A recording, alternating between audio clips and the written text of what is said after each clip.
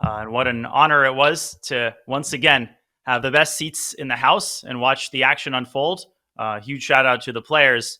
I'm not going to hide it. It's hard to start commentary at 4 a.m. I'm exhausted, so I will do my best to hit on the important moments. But definitely, this game deserves a far more extensive and comprehensive coverage. So without further ado, here we go with Game 8. Ding starts with the English opening, 1c4. It is so named after Howard Staunton, widely considered the greatest player in the pre-Paul Morphy era. Gukesh immediately responds with the most principled response, 1e5. We have a reverse Sicilian, and a variation that is quite a rare guest at the highest echelons of chess. This bishop b4 line, previously in a blitz game against Aragaisi, a5 was selected by Gukesh. After bishop e7, it already appeared that Ding was a little bit outside his comfort zone. He chooses the second most popular move, and after a set of totally reasonable theoretical moves, Gukesh plays the novelty f6, setting up a London system-like pawn triangle, preparing to put the bishop on e6, and later in the game expand in the center with d5. This is also prophylaxis against d4, which can be met with e4, followed by d5, a really annoying concept that prevents Ding from achieving an ideal central setup. So they continued their development.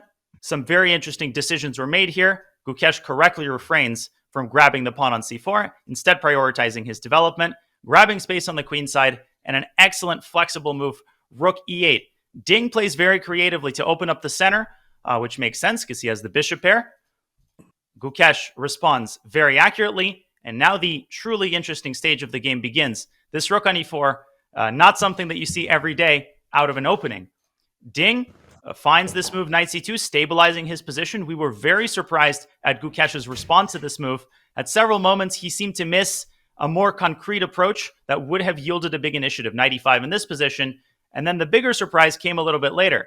First, it was Ding's turn to falter with knight f3, and knight d7 was a move that probably no commentator in the world could understand until Gukesh demonstrated the genius concept that was behind this devilish move. Instead, bishop g6 would have probably yielded a pretty sizable advantage. Once he retreated, Ding, unsuspectingly, plays the move rook b1, pressuring b7 and stopping knight b4, and missing the genius b5.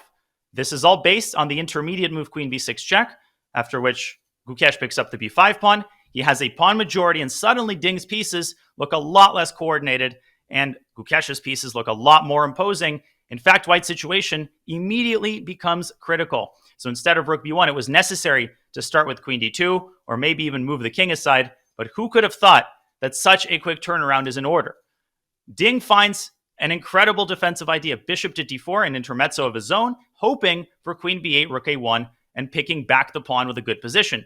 But Gukesh correctly determines that he needs to put a knight on c5, except he chooses the wrong one. He plays knight a c5.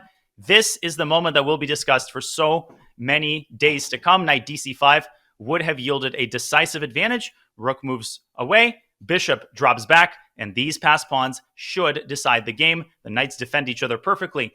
Instead, by putting the a knight on c5, he gives Ding Liren a chance to attack this knight formation. Bishop h3 is now in play, and just in general, Black's coordination is much worse. Gukesh making another mistake, and now, after bishop b3, setting up the threat of d4, Ding had an incredible winning move, completely unfindable, which was knight e1, setting up a million threats, but chief among them is the idea of playing d4 and blocking off the tactical resource knight takes d3, which no longer exists. Instead, he played knight d4 and secured an extra exchange, but it turns out that this option gave Gukesh tremendous practical counterplay, and after a further series of moves, it was actually Gukesh who declines a repetition, causing me to fall out of my chair with queen a2 check. Ultimately, though, the position remains dynamically balanced. As crazy as it is, there are so many lines to explore, but the players demonstrated great precision.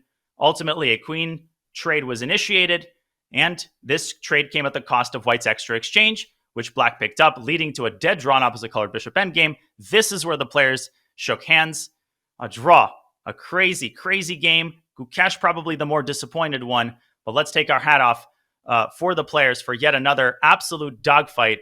What a pleasure this was to watch. And the best part, the match is tied 4-4, John, and we have the biggest action yet to